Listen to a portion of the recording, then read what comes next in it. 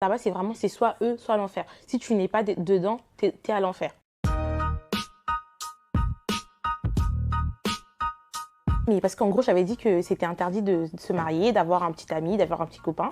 Alors là, il faut vraiment fermer les portes et les fenêtres, donc il faut diaboliser, entre guillemets, ou en tout cas critiquer ce qui est extérieur. Quand on monte à la montagne, on ne meurt pas. Donc on est immortel parce qu'en gros, il y a un mariage qui se fait entre l'esprit et la chair, les esprits martyrs et nous.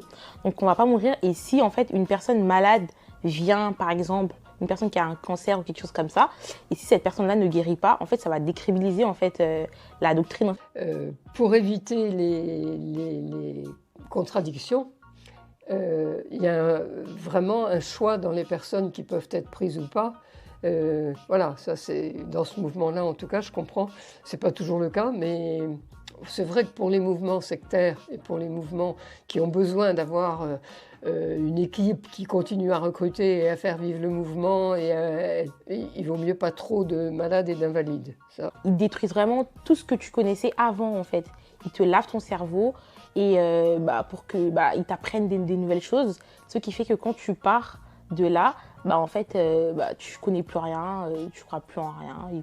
Alors, ils détruisent tout ce que tu connaissais avant. Voilà, ça c'est extrêmement impressionnant. Si vous voulez, dans l'entrée sous emprise, on a en général des étapes qu'on reconnaît bien, qui sont d'abord la séduction, et après, on a une période de déstabilisation progressive, plus ou moins longue selon les mouvements, puis une période de reconstruction. Alors, ces périodes-là, bien sûr, elles se recoupent, hein, c'est pas exactement...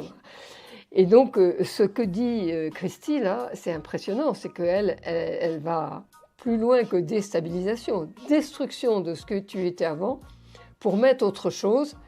Et dans ce qu'elle dit là, il y a aussi, je trouve, il y a quelque chose qui est très fort, parce qu'elle semble dire, après, tu as oublié même ce que tu étais avant.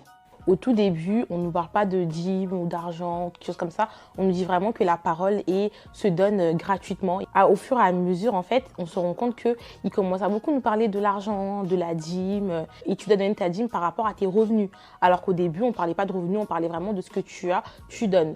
Et au fil du temps, en fait, ils disent, tu voles Dieu. En fait, clairement, ils te disent, si tu ne donnes pas par rapport à tes revenus, tu voles en fait l'argent de Dieu. Alors là, c'est vrai que si on voit très bien que s'ils avaient parlé, surtout vu la majorité des personnes qu'ils recrutent, ce sont des étudiants quand même, ou des jeunes professionnels, donc qui n'ont pas beaucoup d'argent.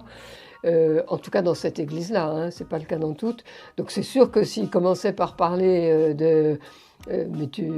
d'argent, même si tu donnes ce que tu veux, mais en tout cas il faut que tu donnes, ça marcherait pas.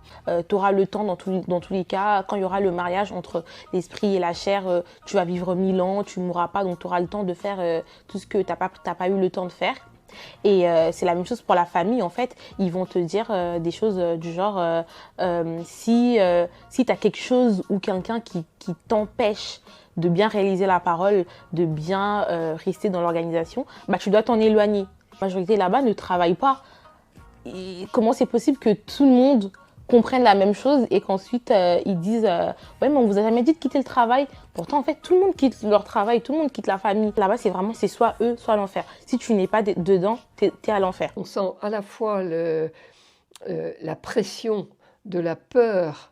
Enfin, moi je suis très frappée, peur et culpabilisation. C'est vraiment, on passe de l'un à l'autre. C'est assez vite inculqué et répéter suffisamment pour que la personne le pense vraiment. Ce que dit Christie, là, c'est impressionnant.